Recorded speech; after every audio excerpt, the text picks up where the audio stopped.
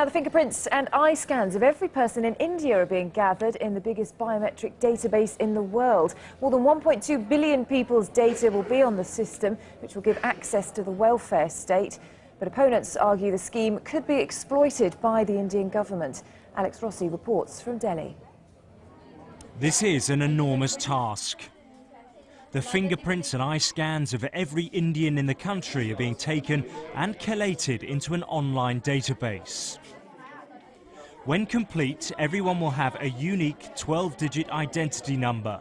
It'll enable them to access India's vast and unwieldy welfare state. 78-year-old Chandra is one of the first in line at this biometric data collection point outside Delhi.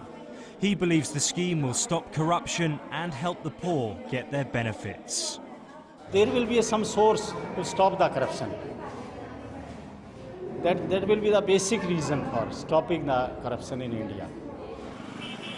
As India gets richer, it's spending more in an attempt to lift the poor out of poverty.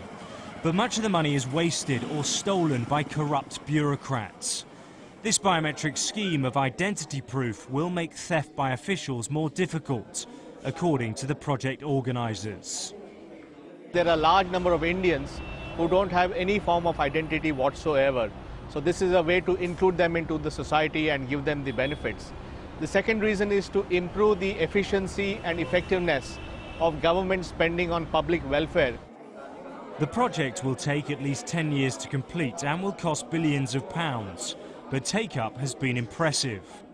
1 million people are now being processed at centres like this every day. Creating the world's largest biometric database is, of course, an enormous challenge in a chaotic country like India with a population of 1.2 billion people. In all, 2.4 billion irises will have to be scanned and 12 billion fingerprints will have to be taken. But critics of the programme argue it's not so much about fighting corruption, but what it will do is give an overbearing state even greater powers to abuse. Civil liberties groups claim gathering this information is an invasion of privacy.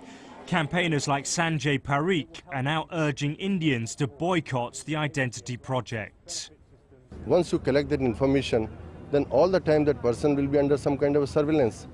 And whether that information will be kept in our country secret or it will be passed on to different companies and other countries as well. Organisers, though, say the database, which includes the biometric details of children and adults alike, will remain confidential.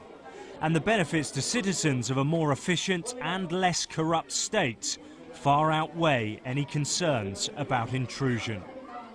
Alex Rossi, Sky News, Delhi.